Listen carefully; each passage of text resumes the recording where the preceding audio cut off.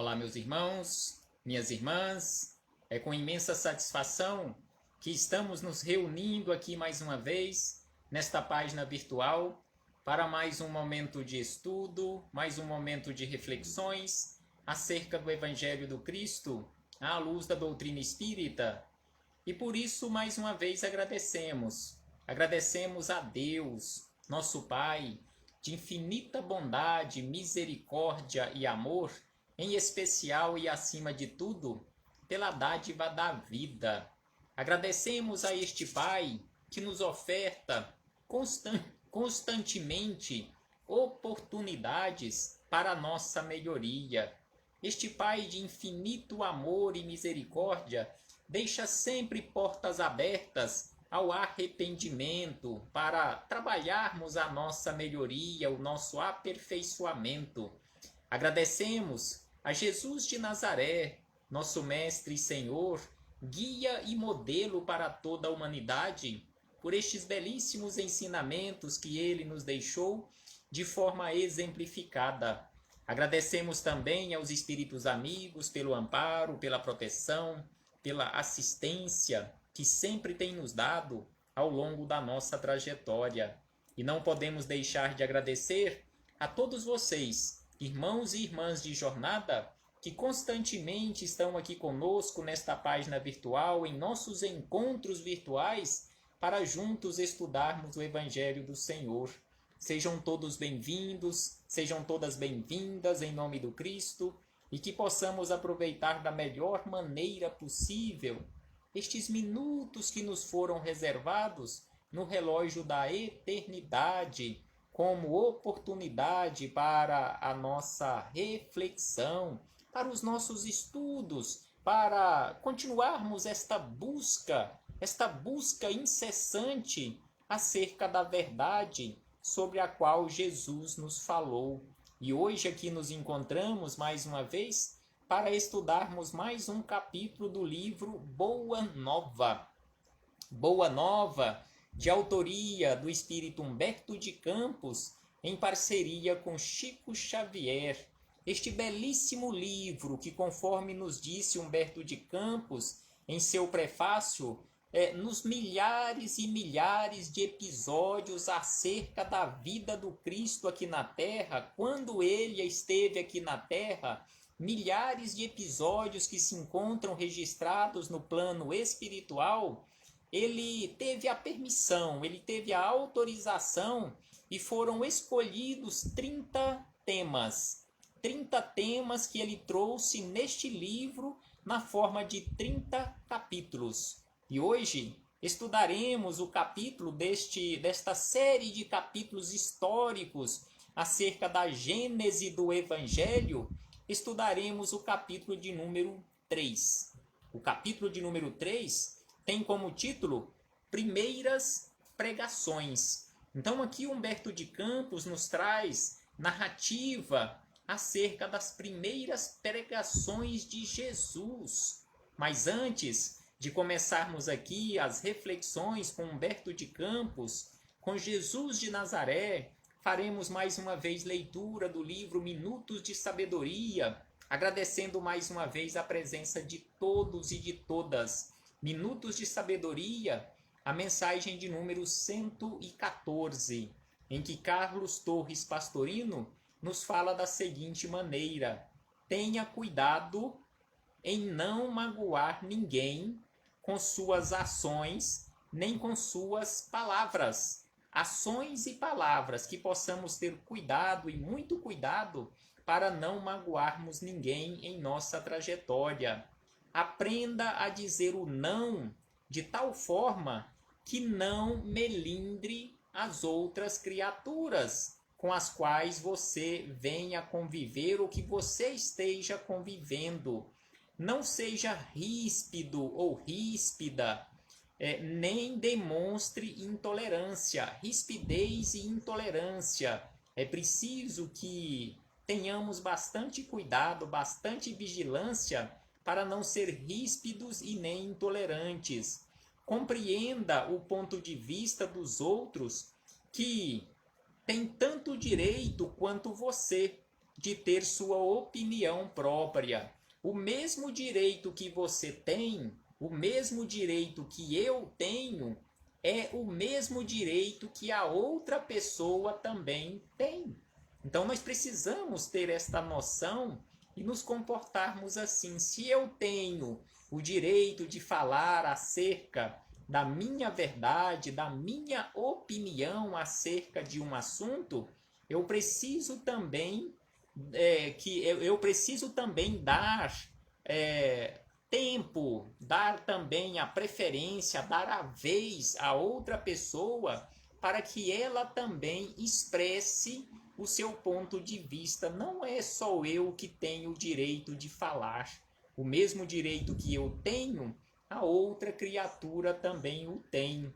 E aí, Pastorino encerra dizendo: use em todos os seus atos e palavras de benevolência e gentileza.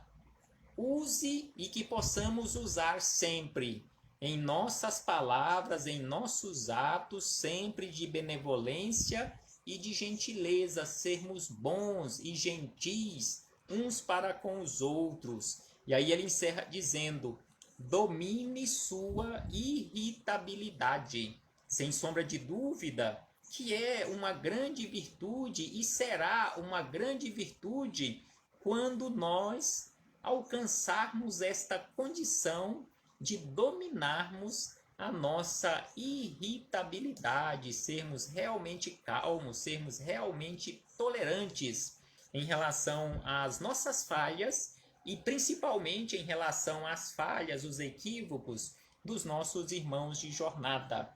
Então aqui fechamos este parêntese com Carlos Torres Pastorino para chegarmos nas palavras de Humberto de Campos, neste belíssimo capítulo de número 3, que tem como título Primeiras Pregações. Conforme havíamos falado no início, esta história belíssima acerca do Evangelho, acerca da Boa Nova. Por isto, o título do livro Boa Nova, em que Humberto de Campos traz esta série histórica de capítulos, 30 capítulos, acerca da história da Boa Nova. Então aqui, as primeiras pregações, quando ele começa nos falando exatamente no ano 30.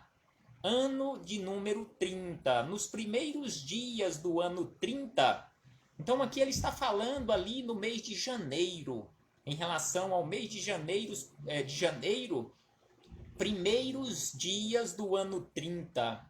Imaginemos nós que possamos voltar na nossa mente no ano 30.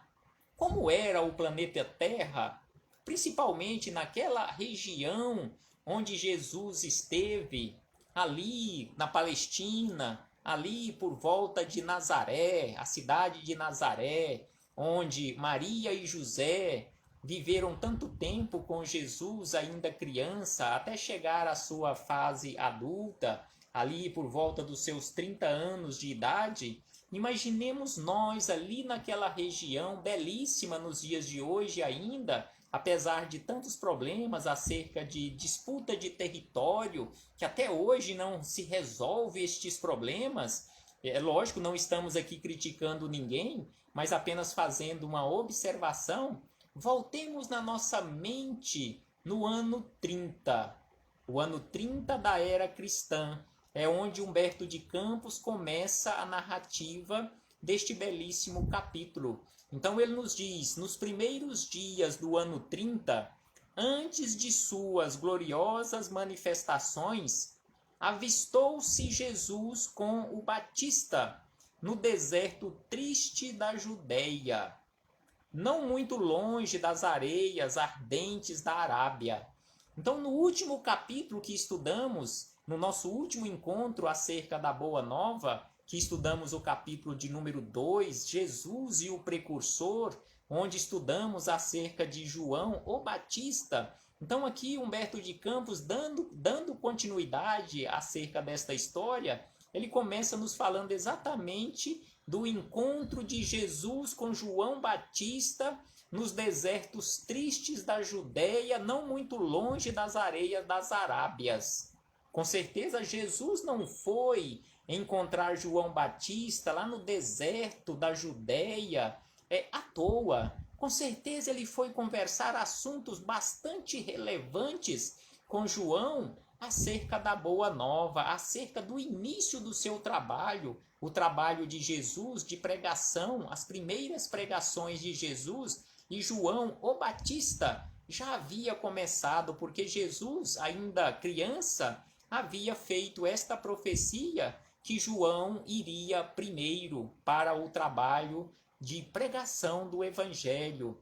Então ele nos diz o seguinte: ambos estiveram juntos por alguns dias. Então João e Jesus estiveram juntos por alguns dias, em plena natureza, no campo ríspido do jejum e da penitência do grande precursor, até que o Mestre Divino, despedindo-se do companheiro, demandou o oásis de Jericó, uma bênção de verdura e água entre as inclemências da natureza agreste.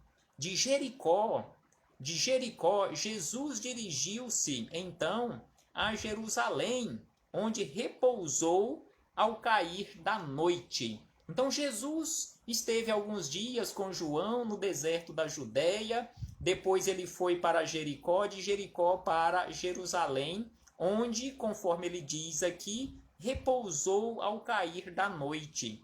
Sentado, Jesus sozinho, fisicamente falando, sentado como um peregrino nas adjacências do templo de Jerusalém, o suntuoso templo de Jerusalém, Jesus foi notado por um grupo de sacerdotes e pensadores ociosos que se sentiram atraídos pelos seus traços de formosa originalidade e pelo seu olhar lúcido e profundo.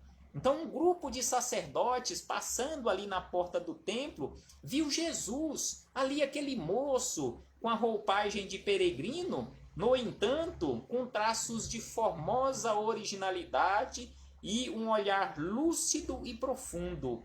Alguns desses sacerdotes se afastaram sem muito interesse, mas Hanã, um sacerdote por nome Hanã, que seria mais tarde o juiz inclemente de sua causa, aproximou-se do desconhecido e dirigiu-lhe com orgulho: Galileu, que fazes na cidade?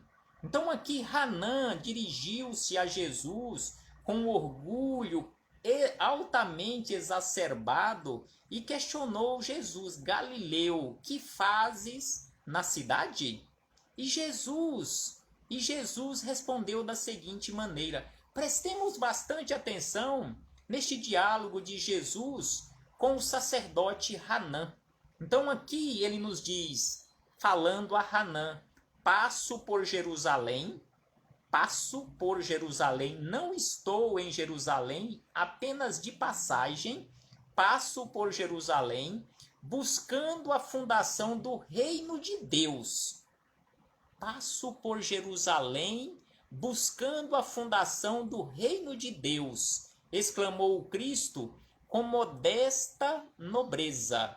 Ao passo que Hanã dirigiu-se para Jesus com orgulho, com prepotência, com arrogância, Jesus lhe respondeu de forma firme, no entanto, com modesta nobreza. E aí Hanã respondeu a ele: reino de Deus? Tornou o sacerdote com acentuada ironia, orgulho e ironia. E que pensas tu venha a ser isso? Então Hanã não entendeu nada do que Jesus falou acerca do reino de Deus, que Jesus tinha a intenção de implantar aqui na terra. Passo por Jerusalém, buscando a fundação do reino de Deus. E aí ele responde desta forma, questiona a Jesus desta forma: e que pensas tu? O que tu pensas acerca do reino de Deus?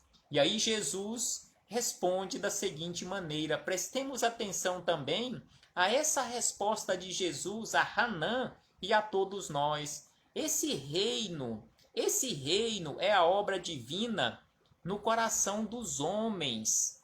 Não estou aqui com a intenção de implantar um reino diferente aqui na terra. Eu estou aqui para implantar a obra divina no coração dos homens. Será que Jesus já conseguiu implantar este reino no nosso coração? Será que ele já passou? Será que ele já passou pela Jerusalém da nossa vida e implantou em nosso coração esse reino divino?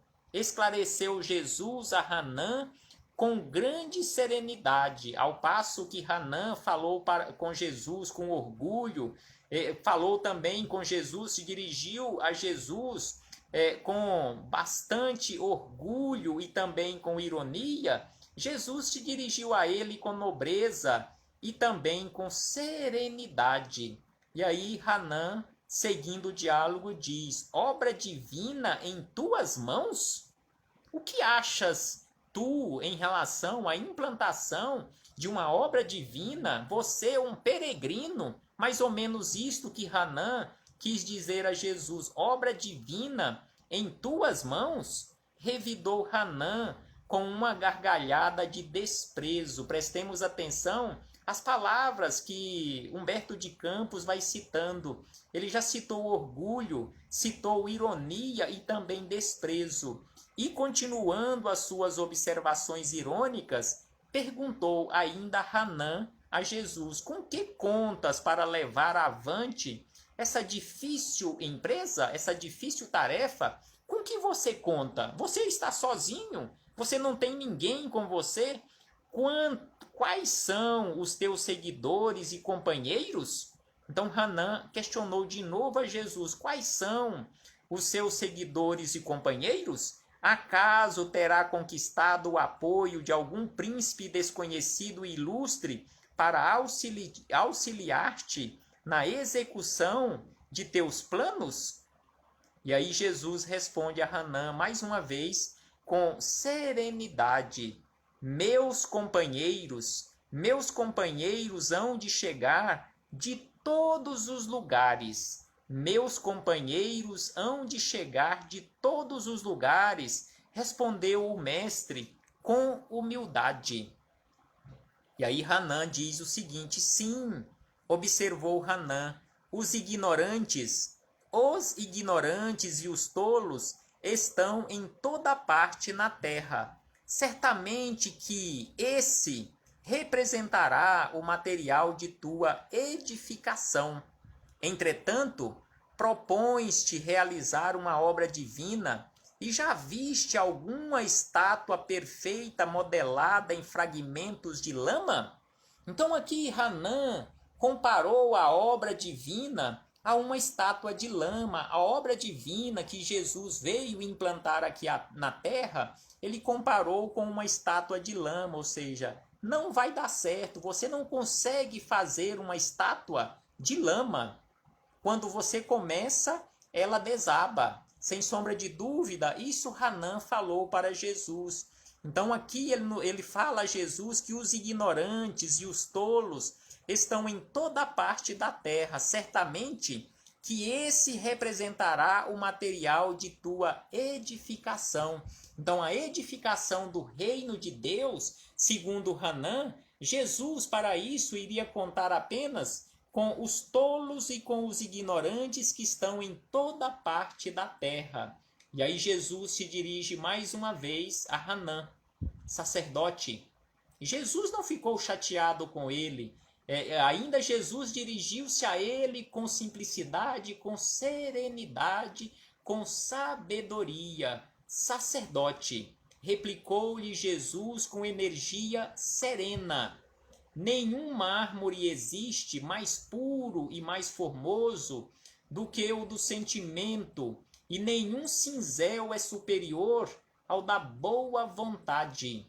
Este é o verdadeiro mármore da minha obra. O mármore puro, mais formoso, é o do sentimento, e aquele cinzel melhor para realizar o trabalho neste mármore do sentimento é exatamente o cinzel da boa vontade. E ainda diz o seguinte, Humberto de Campos, impressionado com a resposta firme e inteligente, o famoso juiz ainda interrogou Jesus: Conheces Romas ou Atenas? Conheces Romas ou Atenas? E Jesus responde a ele e a todos nós: Conheço o amor e a verdade. Disse Jesus convictamente: Não conheço Roma e não conheço Atenas. No entanto, conheço algo muito melhor, conheço algo muito superior, que exatamente o amor e a verdade, porque eu conheço Deus. E aí nos diz na sequência Humberto de Campos, mais uma pergunta de Hanan: tem ciência? Tu tens ciência dos códigos da corte provincial e das leis do templo? Inquiriu Hanan inquieto. E Jesus responde a Hanan e a todos nós: sei qual é a vontade de meu Pai que está nos céus. Respondeu o mestre brandamente. O sacerdote o contemplou irritado e, dirigindo-lhe um sorriso de profundo desprezo, demandou a torre Antônia em atitude de orgulhosa superioridade. Orgulhosa superioridade. No dia seguinte, pela manhã, o mesmo formoso peregrino foi ainda visto a contemplar as maravilhas do santuário. Antes, alguns minutos de internar-se pelas estradas banhadas de sol a caminho de sua Galileia distante. Então, no dia seguinte a este diálogo com o sacerdote Hanan, Jesus ainda estava ali na porta do templo, contemplando aquele templo belíssimo, e aí ele foi embora, rumo à sua Galileia distante. E aí Humberto de Campos avança um pouco na história e nos diz da seguinte maneira, nesta narrativa belíssima acerca de Jesus. E aí ele diz: daí a algum tempo, depois de haver passado por Nazaré, descansado igualmente em Caná, onde Jesus realizou aquele seu chamado primeiro milagre, em bodas de Caná da Galileia, quando ele transformou água em vinho, em um casamento. E aí ele diz: depois de ter descansado igualmente em Caná, Jesus se encontra nas circunvizinhanças da cidadezinha de Cafarnaum, exatamente onde Jesus começa a convidar os seus futuros discípulos, e exatamente onde Jesus tem ali o seu quartel-general, na casa de Pedro em Cafarnaum. Então aqui nos fala que dias depois, Jesus estava ali nas circunvizinhanças da cidadezinha de Cafarnaum, como se procurasse com viva atenção algum amigo que estivesse à sua espera. Prestemos atenção nesta frase em que Humberto de Campos nos diz que Jesus foi a Cafarnaum como se estivesse procurando algum amigo que estivesse à sua espera. E aí a gente vai percebendo que Jesus não chamou ao acaso aqueles discípulos primeiros, aqueles primeiros semeadores, aqueles primeiros trabalhadores da Boa Nova, porque o trabalhador da primeira hora foi exatamente João o Batista, conforme já estudamos. E aqui Jesus foi à procura de outros amigos que ele conhecia pelo nome, conforme iremos ver na sequência, nos convites que ele foi realizando quando foi reencontrando. Digo reencontrando porque eles já eram amigos de milhões e milhões de anos, sem sombra de dúvida. Jesus foi ali apenas lhes convidar, porque o compromisso já estava firmado de longas datas. Quando eles vieram à terra, foi a pedido de Jesus, e Jesus disse a eles, sem sombra de dúvida: podem me aguardar, que eu os encontrarei. Eu sei exatamente onde vocês estarão e irei lhes convidar um a um para o trabalho comigo. Então aqui Humberto de Campos fala que Jesus estava ali à procura dos seus amigos. E aí ele diz que em breves instantes, ganhou as margens do Tiberíades e se dirigiu resolutamente a um grupo alegre de pescadores, como se, de antemão, os conhecesse a todos. Então ele se dirigiu a um grupo de pescadores, assim amigavelmente, como se ele conhecesse a todos, conforme nos diz Humberto de Campos. A manhã era bela. Era uma manhã belíssima, segundo Humberto de Campos, no seu manto diáfano de radiosas neblinas. As águas transparentes vinham beijar os eloendros da praia, como se brincasse ao sopro das virações profundas da natureza. Os pescadores entoavam uma cantiga rude e, dispondo inteligentemente as barcaças móveis, deitavam as redes em meio de profunda alegria. Jesus aproximou-se do grupo e, assim que dois deles se desembarcaram em terra, falou-lhes com amizade. Prestemos atenção na fala de Jesus a dois desse grupo, que compunha esse grupo alegre de pescadores. Então Jesus dirige-se a eles, a esses dois, com amizade. Falou-lhes com amizade e chamou-os pelos nomes. Assim como Chico Xavier, mesmo que você fosse visitar Chico Xavier pela primeira vez, nunca tivesse visto Chico Xavier pessoalmente, Chico Xavier lhe cumprimentava pelo nome. Então aqui Jesus, chegando perto desses dois pescadores, disse da seguinte maneira: Simão e André, filho de Jonas, venho da parte de Deus e vos convido a trabalhar pela instituição do reino na terra. Simão e André, os dois irmãos, filhos de Jonas, venho da parte de meu pai lhes convidar para trabalhar na implantação ou na instituição do seu reino aqui na terra. André lembrou-se de já ter o visto nas cercanias de Betsaida e do que lhe haviam dito a seu respeito, conquanto que Simão, embora agradavelmente surpreendido, contemplava enleado, mas quase a um só tempo, dando expansão aos seus temperamentos acolhedores e sinceros, exclamaram respeitosamente: sede bem-vindo. Então aqui os dois ao mesmo tempo, Simão e André, falaram a Jesus: seja bem-vindo, meu irmão. Jesus então lhes falou docemente do evangelho com um olhar incendiado de júbilos. Estando muitos outros companheiros ao lago, a observar de longe os três, André, manifestando a sua tocante ingenuidade, exclamou comovido. Então prestemos atenção que ali era um grupo enorme. E por que Jesus convidou apenas os dois e ainda os chamou pelo nome? Por que Jesus não convidou outros pescadores que ali estavam? Porque era exatamente o compromisso dos dois com Jesus assumido a longas datas. Então aqui André, manifestando a sua tocante ingenuidade, exclamou comovido: um rei? Já que Jesus falou da implantação de um reino, aí ele disse: mas um rei? Mas em Cafarnaum existem tão poucas casas, era apenas um vilarejo, como implantar um reino em Cafarnaum?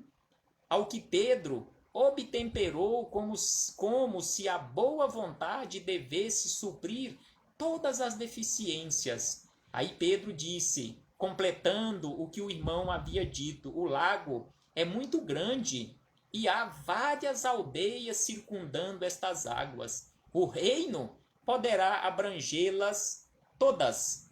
Então aqui Pedro completou desta forma, mas não era deste reino que Jesus estava falando àqueles dois irmãos incultos, mas boníssimos e alegres pescadores. Isso dizendo, fixou em Jesus o olhar perquiridor, como se fora uma grande criança meiga e sincera. Tipo assim, olhando para Jesus, e aí, é isto ou não é?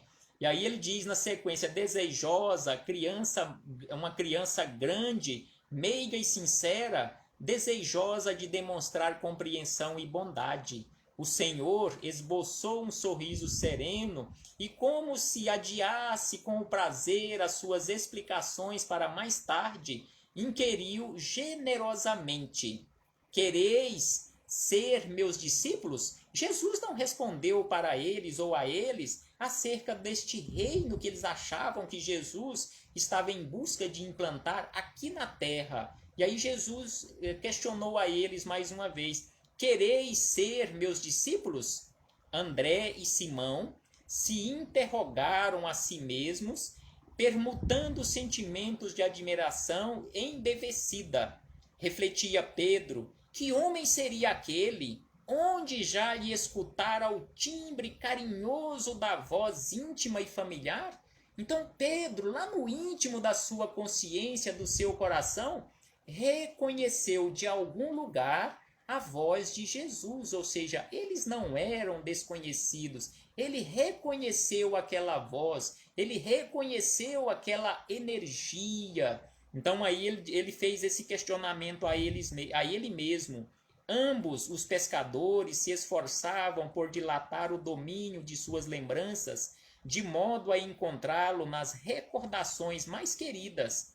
Não sabiam, porém, como explicar aquela fonte de confiança e de amor que lhes brotava do âmago do espírito e, sem hesitarem, sem uma sombra de dúvida, responderam simultaneamente: Senhor, seguiremos os teus passos. Eles não questionaram a Jesus o que eles tinham que fazer, para onde eles iriam, mas eles simplesmente obedeceram, porque Pedro, principalmente, reconheceu aquela voz, reconheceu aquele convite, reconheceu o relembrar daquele convite, o relembrar daquele compromisso assumido em outras datas. Jesus os abraçou com imensa ternura e, como os demais companheiros se mostrassem admirados, os demais companheiros de pescaria demonstrassem admirados, trocassem entre si ditérios ridicularizadores, o mestre, acompanhado de ambos e de grande grupo de curiosos, se encaminhou para o centro de Cafarnaum, onde se erguia a intendência de Antipas. Entrou calmamente na coletoria e, avistando um funcionário culto, conhecido publicano da cidade, perguntou-lhe. Então Jesus saiu com Pedro com André e Simão Pedro, e já uma multidão de pessoas o seguiram. E ele foi exatamente na coletoria, onde ele sabia que ali estava um outro amigo. Ele foi simplesmente refazer o convite, relembrar do compromisso. Então ele, avistando aquele publicano, funcionário culto, ele questionou: que fazes tu, Levi? Então ele também chamou Levi pelo nome. Que fazes tu, Levi? Aqui nesta coletoria, o interpelado fixou com surpresa, mas, seduzido pelo suave magnetismo de seu olhar, respondeu sem demora: recolho os impostos do povo devidos a Herodes. E aí Jesus o questiona: queres vir comigo para recolher os bens do céu? Queres deixar de recolher impostos para Herodes e passar a recolher os bens do céu? Perguntou-lhe Jesus com firmeza e doçura. Levi, que seria mais tarde o apóstolo Mateus, O evangelista Mateus, que nós conhecemos, o primeiro evangelho que nós temos do Novo Testamento, então foi exatamente escrito por este publicano, originalmente conhecido com o nome de Levi. Então, Levi, que mais tarde seria conhecido pelo nome do apóstolo Mateus, sem que pudesse definir as suas santas emoções que lhe dominaram a alma, atendeu comovido: Senhor, estou pronto. Eu estava apenas aguardando tu chegares para me fazer o convite. Eu estou pronto. Imaginemos nós, nos dias de hoje, chegar um desconhecido no seu local de trabalho e lhe fazer um convite para um trabalho que você nem sabe o que é e nem se vai ganhar alguma coisa, principalmente no sentido financeiro. E as suas contas? E a sua família? Quem iria cuidar? Então, eles não questionaram isto, simplesmente confiaram.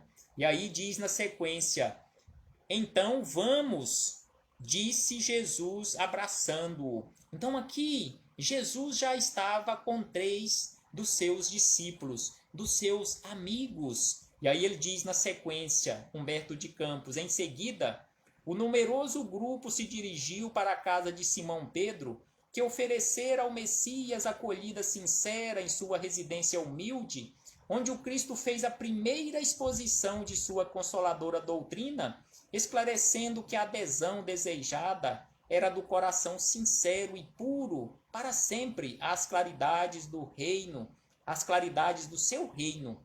Iniciou-se naquele instante, na casa de Pedro em Cafarnaum, a eterna união dos inseparáveis companheiros, a eterna união dos inseparáveis companheiros. Então foi exatamente na casa de Pedro em Cafarnaum, uma casa paupérrima, materialmente falando, mas riquíssima nessas riquezas espirituais, que Jesus fez a sua primeira pregação do Evangelho, conforme nos diz aqui Humberto de Campos, e que pouco tempo depois seria também na casa de Pedro, onde Jesus lançaria ali a pedra fundamental do primeiro evangelho no lar que nós conhecemos nos dias de hoje. Foi na casa de Pedro, em Cafarnaum, que Jesus reuniu ali um grupo dos familiares de Pedro e fez o primeiro evangelho no lar. E na sequência, Humberto de Campos, para encerrar estas belíssimas narrativas, neste capítulo número 3, ele nos diz o seguinte: que na tarde desse mesmo dia, o mestre fez a primeira pregação da Boa Nova na Praça Ampla. Então, primeiro na casa de Pedro e depois na Praça Jesus, na mesma tarde, fez a primeira pregação pública do Evangelho, cercada de verdura e situada naturalmente junto às águas do Tiberíades. No céu vibravam harmonias vespertinas, como se a tarde possuísse também uma alma sensível. As árvores vizinhas acenavam os ramos verdes ao vento do crepúsculo, como mãos da natureza que convidassem os homens à celebração daquele primeiro ágape, ou seja, aquela primeira refeição divina dos primeiros cristãos aqui na terra com Jesus. As aves ariscas pousavam de leve nas alcaparreiras mais próximas, como se também desejassem senti-lo, e na praia extensa se acotovelava a grande multidão de pescadores rústicos, de mulheres aflitas por continuadas flagelações, de crianças sujas e abandonadas, misturados publicanos, pescadores com homens analfabetos e simples, que haviam acorrido, ansiosos por ouvi-lo. Todos queriam ouvir Jesus, até as aves ariscas não tinham mais medo, chegaram próximas ali de Jesus nas árvores, também para ouvir a voz de Jesus, encantadas com a voz de Jesus. E aí nos fala que mulheres, homens, crianças, pessoas analfabetas, pessoas cultas, todas misturadas ali para ouvirem a mesma voz, a voz de Jesus. E aí nos diz Humberto de Campos que Jesus Jesus contemplou a multidão e enviou-lhe um sorriso de satisfação. Contrariamente às ironias de Hanã, ele aproveitaria o sentimento como mármore precioso e a boa vontade como cinzel divino. Os ignorantes do mundo, os fracos, os sofredores, os desalentados, os doentes e os pescadores e os pecadores seriam em suas mãos o material de base para a sua construção eterna e sublime. Converteria toda a miséria e toda a dor num cântico de alegria, e tomado pelas inspirações sagradas de Deus, começou a falar da maravilhosa beleza do seu reino. Magnetizado pelo seu amor, o povo escutava, ninguém queria sair dali, o povo escutava. Num grande transporte de ventura, no céu havia uma vibração de claridade desconhecida. As vibrações de Jesus e uma constelação de espíritos que estavam ali, auxiliando também no preparo de todo aquele ambiente para que as pessoas ouvissem Jesus.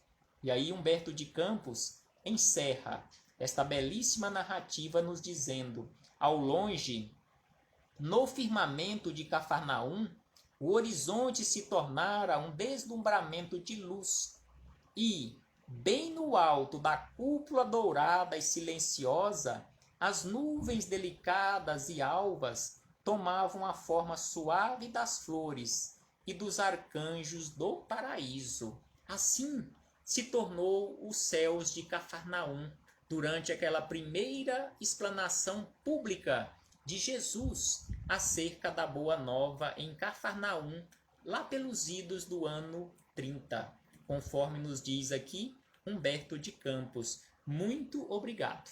Muito obrigado a todos vocês pela caridade que vocês praticaram neste momento em nos ouvir mais uma vez. Porque assim, mais uma vez, eu tive a belíssima oportunidade de ouvir estes belíssimos ensinamentos. Paz do Cristo conosco, e que possamos verdadeiramente nos tornar trabalhadores da Boa Nova, que possamos ouvir este convite de Jesus também ressoando na nossa consciência, nos convidando para o trabalho, e que possamos dizer a Jesus, responder a Jesus: aqui estou, Senhor, estou pronto para o trabalho. Muito obrigado a todos. E no nosso próximo encontro, estudaremos o capítulo de número 4, que Humberto de Campos fala acerca da família de Zebedeu, que são aqui os pais de Tiago e João, o evangelista, não o João Batista, porque João Batista era filho de Zacarias, e aqui ele nos fala acerca de Tiago e João. Paz aos nossos corações e até breve. Até muito breve, quando pretendemos, com a permissão e graça de Deus, retornarmos a esta sala virtual para mais um momento de estudo e de reflexões acerca da gênese do Evangelho. Até breve, meus irmãos e irmãs.